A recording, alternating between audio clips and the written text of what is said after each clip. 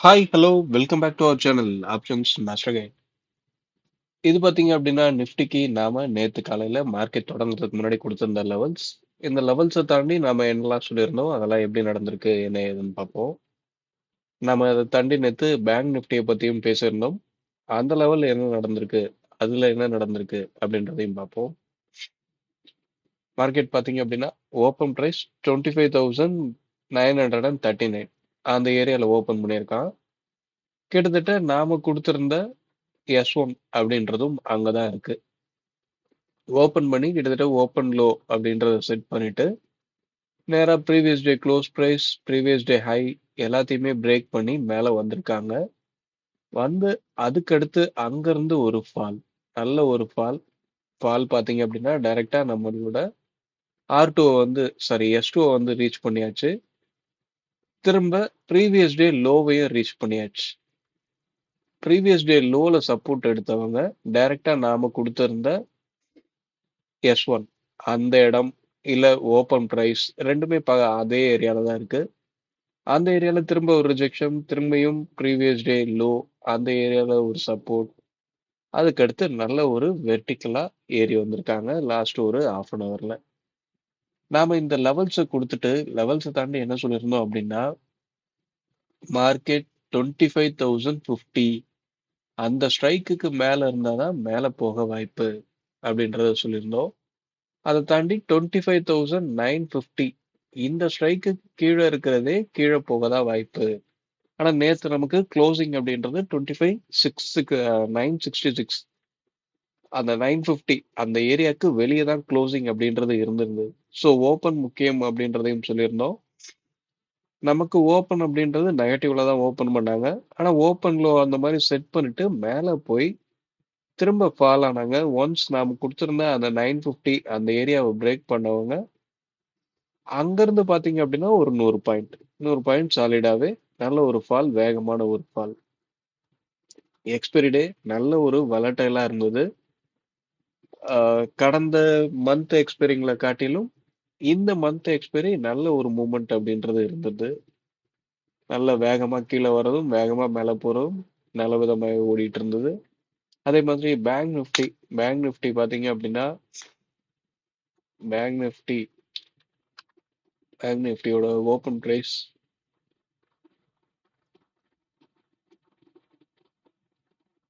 Bank நிஃப்டியோட open நாம சொல்லியிருந்த அது அந்த 58,000. நம்ம என்ன சொல்லியிருக்கோம், நம்ம போட்ட டிராயிங் இன்னும் அப்படியே தான் இருக்கு. 58,000 கீழே இருக்கிற வரையும் கீழே போக வாய்ப்பு. 58,000 மேல போனாலும் தொடர்ந்து நல்ல ஒரு மூவ்மெண்ட் அப்படின்னு வரணும் அப்படின்னா நாம என்ன சொல்லியிருந்தோம், 58,300 அந்த ஏரியா தான் சொல்லியிருந்தோம். எக்ஸாக்டா மார்க்கெட் அங்கதான் ரிவர்சல். அந்த 58,300 மேல இருந்தாதான் மார்க்கெட் தொடர்ந்து மேல போக வாய்ப்பு அப்படின்றத சொல்லியிருந்தோம். அந்த ஒரு விஷயம் நடக்கவே இல்லை. எக்ஸாக்டா அந்த இடத்துல இருந்து ஒரு ஃபால். அதுக்கடுத்து ஓப்பன் பிரைஸ் நாம கொடுத்திருந்த அந்த 58,000 அந்த ஏரியாவை பிரேக் பண்றான். அங்க இருந்து பாத்தீங்க அப்படின்னா அந்த ஏரியாவை பிரேக் பண்ணுமே அங்க இருந்து ஒரு 250 பாயிண்ட் திரும்பியும் அவனும் ஒரு ரெக்கவரி. நிஃப்டி என்ன பண்ணியிருந்தானோ அதே விஷயத்தை தான் அவனும் பண்ணியிருக்கான். கடைசியில அந்த 58,300 அந்த ஏரியால தான் கேண்டில்ல க்ளோஸ் பண்ணியிருக்காங்க. ஆனா டேவோட க்ளோஸ் பாத்தீங்கன்னா 58,214 இந்த இடத்துல கிடைச்சிருக்கு. நம்ம அதை தாண்டி இந்த புட்டோட ஸ்ட்ரைக்கை பாருங்க அப்படின்றதையும் சொல்லியிருந்தோம். 58,300 ரூபாய் அப்படின்ற பிரைஸ். மார்க்கெட் இப்படி இந்த இடத்துல கிட்டத்தட்ட ஓப்பன் லோ பக்கத்துல வச்சுட்டு மேல வேகமா வரும்போது பாத்தீங்க அப்படின்னா அந்த புட்டு இந்த 180 பிரேக் பண்ணி கீழே வந்திருப்பான். ஒரு 140 பக்கத்துல லோ அப்படின்றத செட் பண்ணியிருந்திருப்பான்.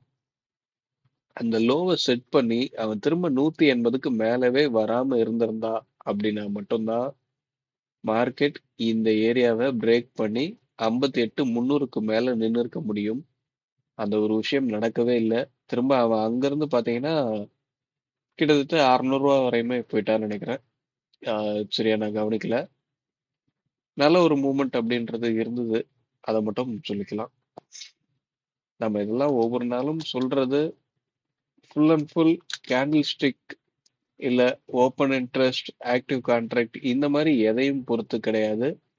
முழுக்க முழுக்க ஆப்ஷன்ஸ்ல கிடைக்கிற பிரீமியத்துல கிடைக்கிற க்ளோசிங் பிரைஸ் மட்டுமே பேஸ் பண்ணி தான் நாம மார்க்கெட்டை பார்க்குறோம். லைவ்லயும் அதே தான் பண்ண போறோம்.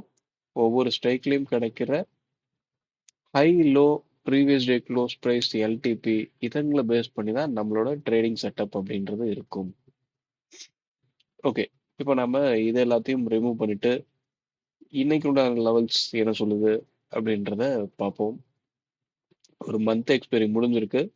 எப்பவுமே மார்க்கெட்டோட ட்ரெண்டை ரிவர்சல் பண்றது ஒரு கான்ட்ராக்ட் முடிஞ்சு அடுத்த கான்ட்ராக்ட் ஓபன் பண்ணும்போது தான் நல்ல மூவ்மெண்ட் அப்படின்றத ஸ்டார்ட் பண்ணி விடுவாங்க. இன்னைக்கு என்ன நடக்குது? ப்ரீமியம் அதுக்கேத்த மாதிரி ப்ரீமியம் கொஞ்சம் அதிகமாவே இருக்கு. கடைசி ஒரு 3-4 மாசத்தை கம்பேர் பண்ணும்போது இன்னைக்கு இப்போ நாம நாளைக்கு ட்ரேட் பண்ண போற இந்த நவம்பர் 4ஆம் தேதி இந்த கான்ட்ராக்டை பொறுத்தவரை நமக்கு பிரீமியம் நல்ல ஒரு மூமெண்ட்லயே ஆரம்பிச்சிருக்கு. இது தொடர்ந்து போகிறதுக்கு என்ன நடக்கணும், லெவல்ஸ் என்ன, பிரீமியம் என்ன சொல்லுது, எல்லாத்தையுமே நாம பார்ப்போம். ஓகே, இன்னைக்குள்ள லெவல்ஸ் மார்க் பண்ணியாச்சு.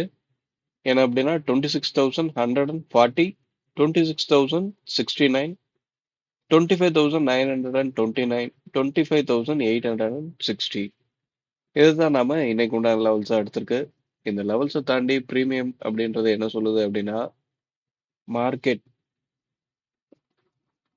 26,050 இந்த ஏரியாக்கு மேல நின்று பிரீமியம் சப்போர்ட் அப்படின்றது கிடைச்சாதான் தொடர்ந்து மேல போக முடியும்.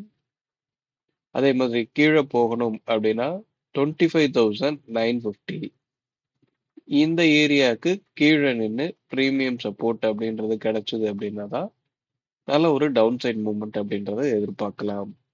ஸோ இந்த ரெண்டு ஸ்ட்ரைக்குங்க என்னவா இருக்க போகுது? இதுல ரெண்டு பேருமே ஐடிஎம்மா நிக்க போறான் அப்படின்னா ஐடிஎம்மாவே நின்றுட்டு இருக்கான் அப்படின்னா சைட்வேஸ்.